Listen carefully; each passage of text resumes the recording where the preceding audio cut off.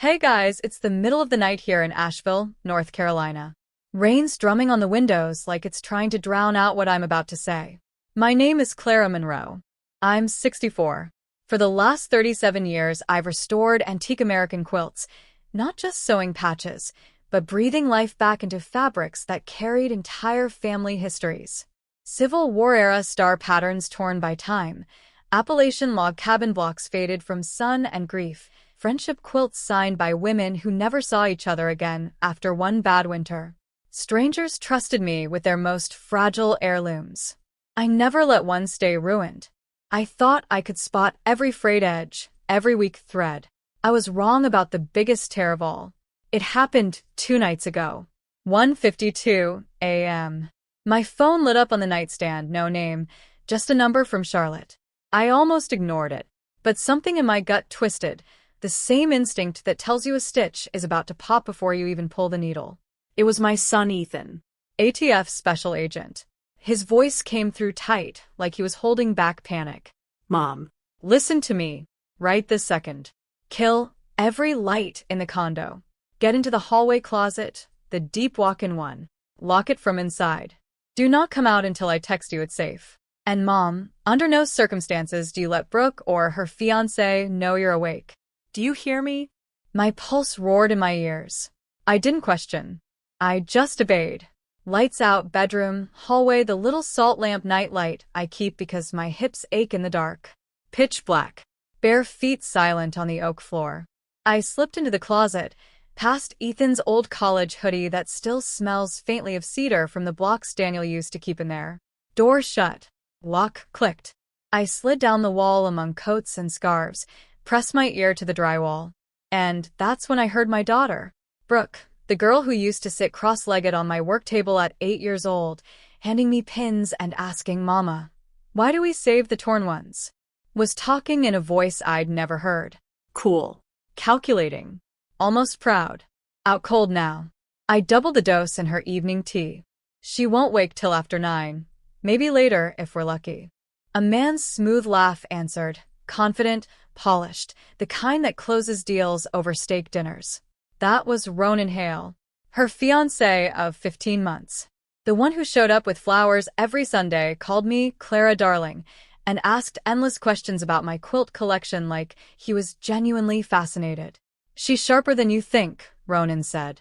"We need to go heavier next round." The windows closing. Brooke let out a small, impatient huff. "I know." But the consultant said too much too quick, and the labs could light up. "We're almost there, love." The discreet valuation came back this afternoon. The full collection, low-end estimate, $2.9 million at specialty auction. Add the condo equity, the remaining trust from Dad's policy. We're sitting on 4.9 if we don't spook anyone. My thumbnail broke skin on my palm. Warm trickled down my wrist. They were talking about my quilts. The ones I spent decades chasing, barn sales in the Blue Ridge, dying estates in rural Georgia, attics in old mill towns. The sunburst I rebuilt for a woman whose grandmother carried it west in a covered wagon. The double wedding ring I matched thread for thread after flood damage, every curve telling a love story that outlasted the couple. The crazy quilt I saved for a museum exhibit, pieced from morning silks and baby dresses. They were planning to liquidate it all. And they were poisoning me to make sure I stayed quiet, foggy, forgetful, easy to dismiss as declining. Voice cracks, long, heavy pause. I sat there in total darkness, surrounded by the faint cedar lavender scent of Daniel's old raincoat, listening to my daughter map out how to erase me without raising alarms. Not murder, too loud, too risky. Just dim me, make me unreliable. Make the world think poor Clara was losing her grip. Then quietly drain the accounts, sell the quilts on the private market, flip the condo while I was in care. The hurt wasn't sudden. It was slow, like pulling a thread and watching the whole seam unravel. Every memory, every hug, every mama, you fixed it coming apart stitch by stitch. I didn't sob. Not then. I waited until their voices drifted to the kitchen. Heard the fridge door. Ice cubes dropping, champagne cork popping softly. Quiet clinks. Muffled cheers like they'd just won a bid. Only then did I reach up, careful, silent, to the top shelf behind the vacuum. Felt for the small steel lockbox Daniel had insisted we stash in every closet, just in case life gets mean. Inside, spare key to my bank safe deposit box. And the burner phone Ethan had given me 19 months ago after Daniel's service. Keep it hidden, Mom. Charged. If anything ever feels even 1 degree off, use it. Promise me. I teased him for being paranoid. Now my thumb found his name in the dark. I hit call. 1 ring. Mom. Ethan low. Urgent. Fear bleeding through the comm. Are you okay? Closet. I breathed. They're drugging me. They want the quilts. The money. All of it. A sharp breath on his end. I knew something was wrong when you started missing our calls. I've been running quiet checks for 7 weeks. Ronan's not clean. Neither is the estate planner Brooke brought around last spring. I've got pieces. I just needed you awake and aware to confirm. My stomach lurched. Here's the plan, he said. They think you're knocked out. Use that advantage. No confrontation tonight. Tomorrow, nothing they offer you. Not tea, not water, not a damn vitamin. If you can get up to the attic storage crawl space, no cameras, no line of sight from below. I checked the building schematics last visit. Stay up high. Stay silent. Record anything you catch on audio. I'm rolling out of Charlotte now. I'll be there by first light with 2 partners. We're making this ironclad.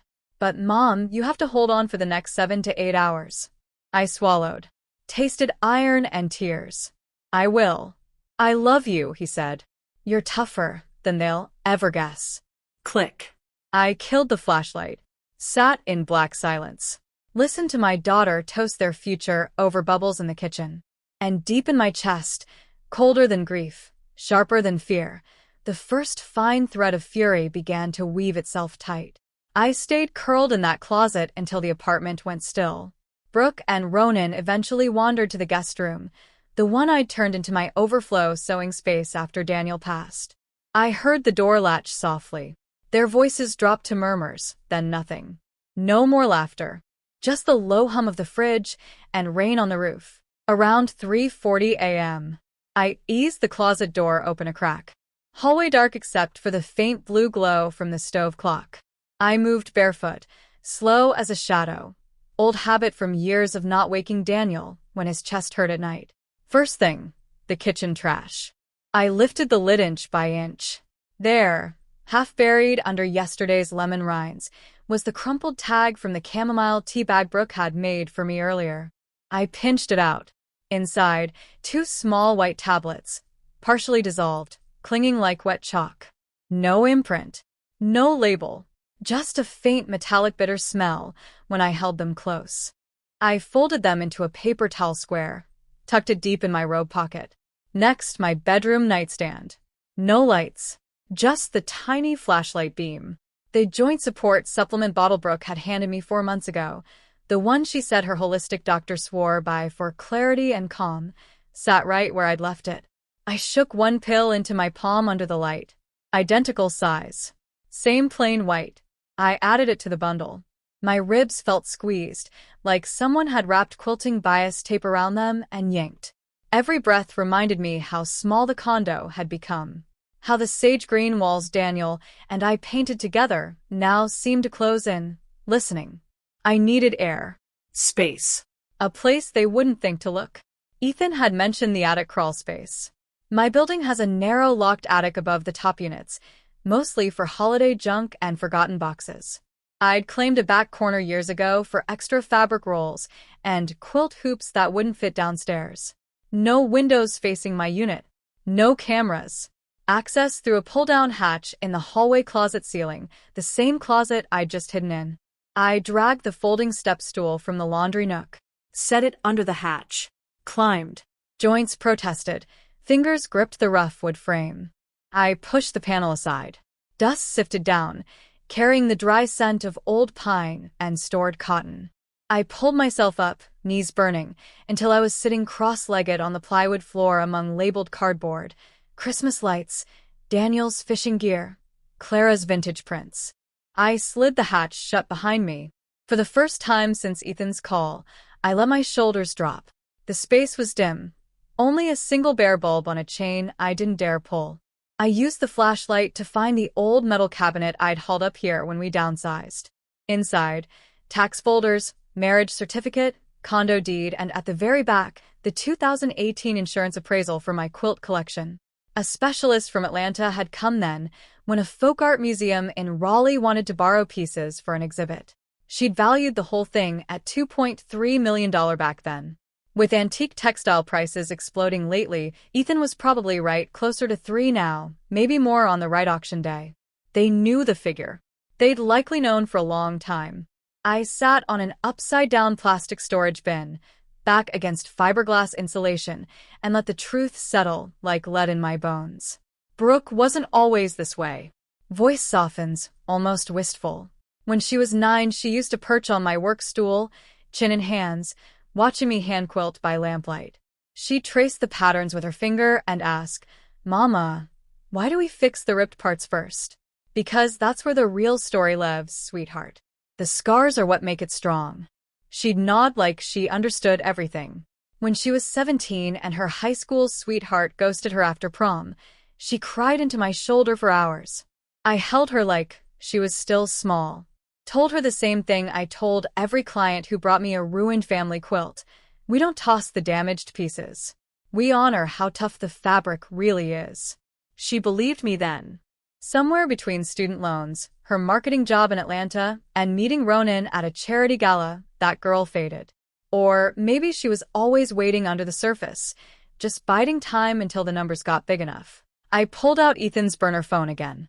Signal weak up here, but 1 bar. Battery 84%. Text only safer. Me. In attic crawlspace now. Safe. Found pills in tea tag plus supplement bottle. Samples wrapped. Ethan. Instant reply perfect. Stay there. No food/drink from them tomorrow, nothing. I'm halfway. ETA 5:30 a.m. with 2 agents. We've got financial trails on Ronan, alias changes, prior complaints from elderly clients. The estate planner is tied to a shady auction house in Miami. Keep recording audio if you can overhear. Hide if they search. You're doing everything right. Me. They toasted with champagne. Sounded like they're accelerating. Ethan. We expected that. Hold tight. Love you, Mom. You've got this. I powered the screen off. Tucked the phone inside my robe, against my skin for warmth. Then I sat in the dark, listening to rain on the roof tiles above me. The anger wasn't loud yet. It was quiet. Precise. Like threading a needle in low light, one careful pass at a time. I thought about the quilts downstairs in their climate-controlled cases. About Daniel's laugh when he'd watch me work late. About Brooke as a toddler, wrapping herself in my scraps like a cape. And I made a promise, right there in the dust and shadows. They would not take what I'd spent a lifetime protecting. Not the quilts. Not the memories. Not me. The night stretched on. I waited. Dawn came slow. Gray light leaked through the tiny vent slits in the attic eaves. I hadn't slept, just sat there counting heartbeats, replaying every conversation I'd overheard in my head like a bad loop. Around 5:15 a.m. I heard movement below. Floorboards creaking. Water running in the kitchen. Brooke's voice, bright, fake concerned, calling softly, "Mom, you up yet? I made your tea." No answer. Of course not. They thought I was still out cold. Ronan's lower tone followed. She's probably dead to the world. Let's check the bedroom. Footsteps. Door opening. A pause. Then Brooke's voice again, sharper. She's not in bed. Sheets are cold. My stomach clenched. They were looking. Ronan. Bathroom. Brooke. Empty. Closet. More footsteps. The hallway closet door opened right below me. I froze, didn't even breathe. I could hear hangers sliding, coats rustling. Brooke muttered, "She's not here." Where the hell? Ronan, calmer. Attic maybe? She's been weird about going up there lately. Said something about sorting old fabric. Brooke laughed, short, nervous. She can barely climb the ladder with her hips. No way. A beat of silence. Ronan, still. Better check. I heard the hatch mechanism rattle. The pull-down stairs unfolding with that awful metallic groan. My pulse hammered so loud, I thought they'd hear it through the plywood. Footsteps on the rungs. Slow. Careful. I backed into the darkest corner behind the filing cabinet, pressed against insulation that smelled like dust and old memories. Phone in hand, recording started the second I heard the first creak. Brooke's head appeared through the hatch. Flashlight beams swept the space, missed me by inches because I was tucked behind a stack of labeled boxes. She climbed up fully, Ronan right behind her. Brooke. Nothing. Just boxes and junk. She's not up here. Ronan swept his own light around. The beam passed over the cabinet, over me, but the angle was wrong. He didn't see. Brooke sighed. Maybe she went for a walk. Early? She's done that before when she can't sleep. Ronan. In the rain? At 5 in the morning? Doubt it. Check the building cameras later. For now, we stick to the plan. Call the advisor. Tell him we're moving the appraisal pickup to tomorrow instead of Friday. If she's wandering, we need the quilts out of here before she gets ideas. Brooke. And if she comes back acting normal? Ronan. Up the dose tonight. Triple. She'll be too foggy to fight anything by morning. Then we get the power of attorney papers signed while she's compliant. The doctor's on standby. He'll video call the evaluation if we need it. They descended. Hatch closed. Stairs folded back up. I waited 5 full minutes, counting seconds, before I exhaled. My hands were ice, but the recording was gold. Every word, every plan, time-stamped. I texted Ethan one-handed, thumbs shaking. Me. They searched attic. Missed me. Recorded full convo, dose increase, appraisal acceleration, POA push, crooked doctor video eval. Sending clip now. Ethan, within seconds received. Crystal clear audio. This is felony-level elder abuse plus conspiracy. We're 20 minutes out. Stay hidden. Do not come down until I text clear. If they force entry anywhere near you, scream. We'll hear it from the street. I tucked the phone away, curled tighter into the corner. The rage wasn't cold anymore. It was hot, focused. Like the moment you realize a quilt's pattern isn't random, it's deliberate, every block placed with intent. I thought about Daniel again. How he'd sit in the doorway of my workroom, coffee in hand, watching me quilt. You're building armor out of scraps, he'd say. Strongest stuff there is. He was right. Downstairs I heard them moving again. Kitchen cabinets. Coffee maker gurgling. Brooke on the phone, voice muffled but urgent. Yes. Tomorrow morning. Full collection. Cash transfer on delivery. And the condo listing. Go ahead and list it quietly. We'll handle the staging once she's settled. Settled. That word hit like a slap. I closed my eyes. Let the fury sharpen into something useful. I wasn't going to be settled. I was going to be the one who unraveled them, thread by lying thread. Around 5:45 a.m. my phone vibrated, silent mode. But the screen lit my face. Ethan. Pulling into the lot now. 2 agents with me. Building manager letting us in quietly. Stay put. We're coming up. I didn't reply. Just waited. Minutes later, footsteps in the hallway below. Not Brooke's light tread or Ronan's confident stride. These were purposeful. Official. A low knock on the condo door. Brooke's voice startled. Who is it? Ethan, calm, authoritative, badge voice. ATF Special Agent Ethan Monroe. Open the door, ma'am.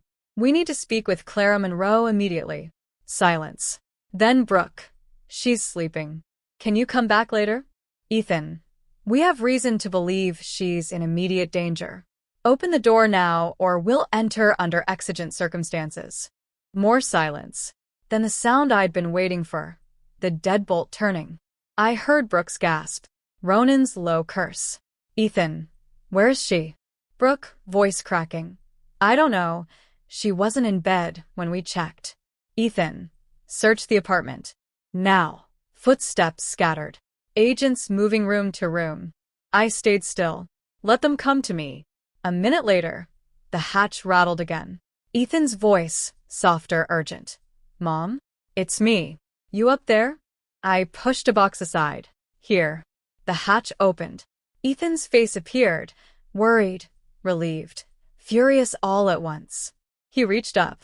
I took his hand. He pulled me down, careful with my hips, and wrapped me in the tightest hug I'd felt since Daniel died. "You're safe," he whispered. "We've got them." Downstairs, Brooke and Ronan were already in cuffs. Two agents reading rights. Brooke's eyes met mine as they led her past, wide, shocked, pleading. "Mom, I can explain." I looked right through her. "No," I said quietly. "You really can't." The storm was just beginning. They didn't resist much when the agents cuffed them. Brooke kept glancing at me, eyes wide, mascara starting to run, like she was waiting for me to say something, anything, that would make this stop. Ronan stood rigid, jaw locked, staring at the floor like he could will the whole scene to disappear. Ethan didn't look at either of them. His focus stayed on me. One of the agents, a woman with short cropped hair and a calm, no-nonsense voice, read them their rights while the other patted them down. Brooke started crying when the cuffs clicked. Soft at first, then louder, almost theatrical. "Mom, please, this is a misunderstanding. I was trying to help you. You've been so forgetful lately. The pills were just supplements. For your memory." I didn't answer. I just watched her. The girl who used to beg me to teach her how to make French knots now stood there spinning the same lies I'd heard 100 times from clients trying to downplay moth damage or water stains. "It's not that bad," they'd say. Just a little tear. This wasn't a little tear. Ethan stepped between us. "Save it for the interview room. You're done talking to her, without counsel present." They were let out, Brooke still pleading, Ronan silent. The condo door closed behind them with a finality that echoed. Ethan turned to me. "Mom, sit. Breathe." "You did everything right." I sank onto the couch, the same one where Brooke used to curl up with me during movie nights. The fabric felt wrong under my hands now. Tainted. One agent stayed with me while Ethan coordinated downstairs. She introduced herself, Agent Reyes, and gently asked if I needed water, a blanket, anything. I shook my head. All I wanted was to hear what happened next. 20 minutes later, Ethan came back up. Face grim, but there was a flicker of something fierce in his eyes. Pride, maybe. "We've got them in separate cars. They're being transported to the field office in Charlotte. Search warrants already in motion. Judge signed it remotely based on the audio you sent and the probable cause from your statements. We're seizing phones, computers, financial records, everything." I nodded slowly. "The quilts. Still in the locked cases in the spare room. We've posted an agent outside the door until the evidence team gets here. No one touches them without chain of custody." Relief hit me like a warm wave. Small, but real. Ethan sat beside me, took my hand. His was steady. Mine wasn't.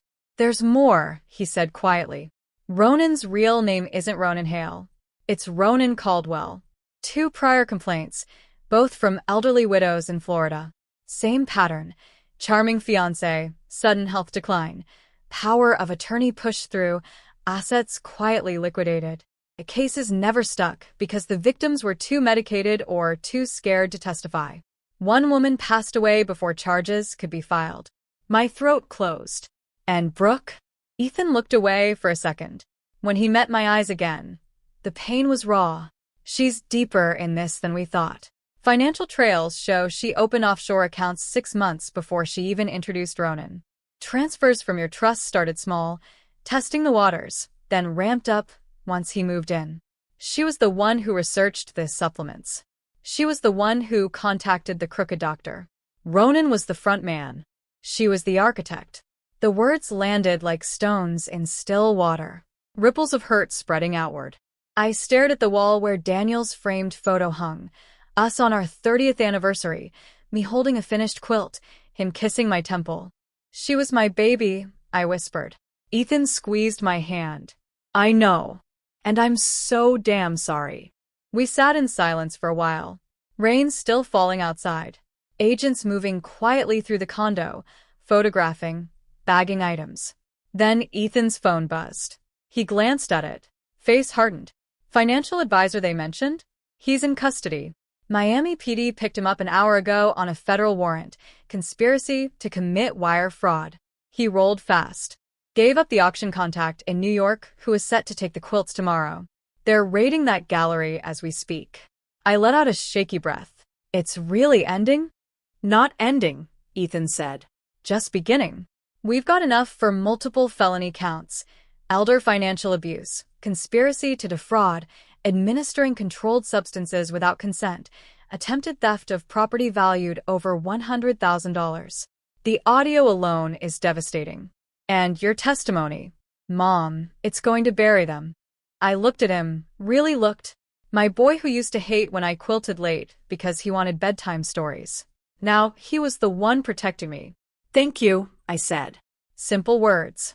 Heavy with everything unsaid. He hugged me again. Tighter this time.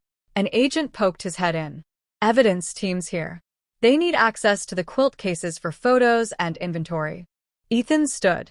I'll handle it. I followed him to the spare room. Watched as they opened the locked cases. Careful, gloved hands. Each quilt lifted like it was made of glass. The sunburst caught the light. Every point perfect. Every seam I'd agonized over gleaming. One agent looked at me. These are incredible, ma'am. I managed a small smile. They've got stories. They'll keep having them, she said. We'll make sure of it. By 8 a.m. the condo was quiet again. Agents gone. Brooke and Ronan gone. Just Ethan and me. He made coffee, real coffee, not the tea Brooke used to brew. We sat at the kitchen table. What now? I asked. Now you rest, he said. Then we build the case. You'll give a full statement tomorrow. After that, whatever you want. Stay here. Move closer to me in Charlotte. Sell the place if it feels wrong now. But the quilts? They're yours. Always will be. I looked out the window. Rain slowing. Sky lightening to pale gray. I think I'll stay a while, I said. Fix what I can. Ethan nodded. One stitch at a time. Later that morning, after he left to head back to the office, I went to the spare room. Unlocked the cases myself. Ran my fingers over the sunburst. Felt the tiny, even stitches I'd made decades ago. Then I pulled out my sewing kit. Not to restore anything. To start something new. A small piece, just a block. Scraps from Daniel's old shirts. A bit of Brooke's childhood dress I'd saved. Threads from quilts I'd loved and lost. I threaded the needle. And for the first time in months, my hands didn't shake. The weeks after that morning blurred into a kind of quiet war. Brooke and Ronan were formally charged within 48 hours. Elder financial exploitation, conspiracy to commit fraud, unlawful administration of a controlled substance, attempted theft of property over $100,000. The list grew longer as Ethan's team peeled back layers. The supplements tested positive for low-dose benzodiazepines mixed with a mild hallucinogen, enough to cause confusion, memory gaps, and vivid dreams without killing outright. Designed to make me look unreliable. Designed to make me doubt myself. The crooked doctor, a retired psychiatrist who'd lost his license years earlier but still signed off on evaluations for cash, was arrested in Myrtle Beach. He flipped immediately. Gave up names, dates, payment records. The auction contact in New York? Raided the next day. My quilts never left the condo. They were photographed, documented, and locked in federal evidence storage until the trial. I gave my statement over 2 long days in a quiet conference room in Charlotte. Ethan sat beside me the whole time. I told them everything. The tea, the pills, the overheard plans, the way Brooke's voice changed when she thought I was asleep. I didn't cry. I didn't yell. I just spoke. Clear. Precise. Like threading a needle through silk. Slow, deliberate, no room for error. Brooke tried to reach me twice. Once through a public defender. She wants to talk. Just 5 minutes. I said no. The second time, a letter arrived at the condo, forwarded by Ethan. Handwritten. Smudged in places like tears had fallen on the ink. Mom, I don't expect you to forgive me. I was drowning in debt, in pressure, in everything. Ronan made it sound easy. I told myself it wasn't really hurting you, just borrowing what would be mine someday. I was wrong. Every day. I hate who I became.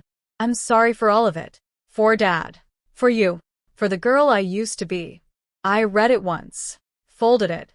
Put it in the small cedar box with Daniel's watch, my mother's thimble, and the first quilt block Brooke ever stitched. Crooked. Full of love. I didn't write back. Some threads can't be mended. They can only be cut clean. The trial came 6 months later. Federal courthouse in Asheville. Packed gallery, victims' advocates, reporters, a few neighbors who'd noticed how quiet I'd become. Ethan testified first. Then the financial forensic accountant.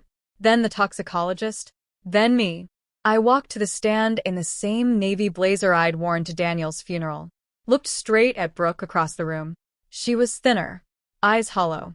She tried to meet my gaze. I didn't let her. I told the jury about the quilts. Not just their value, their stories.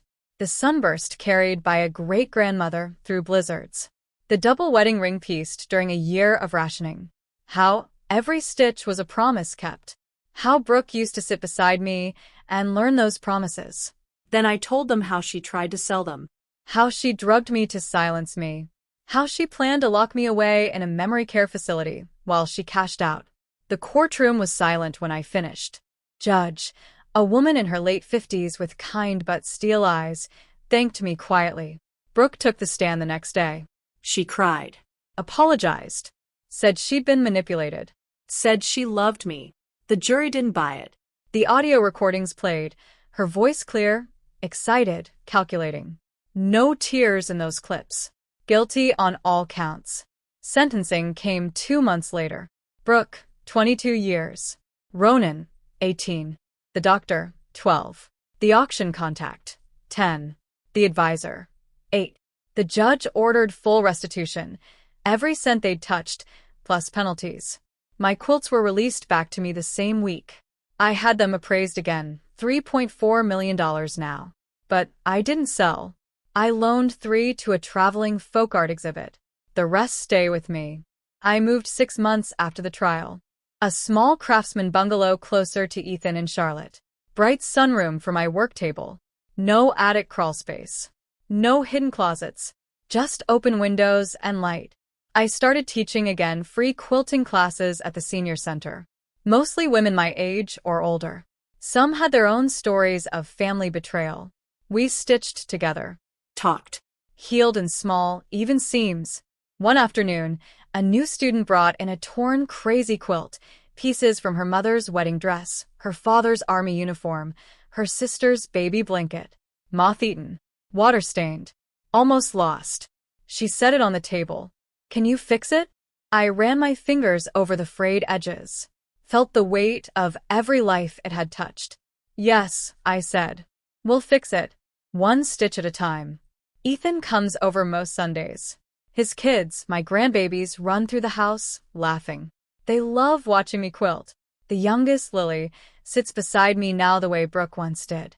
Grandma, she asks, why do we save the broken parts? I smile. Set down my needle.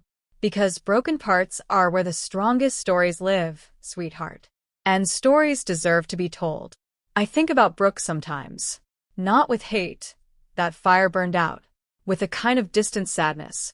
She writes letters from prison. I read them. I don't reply.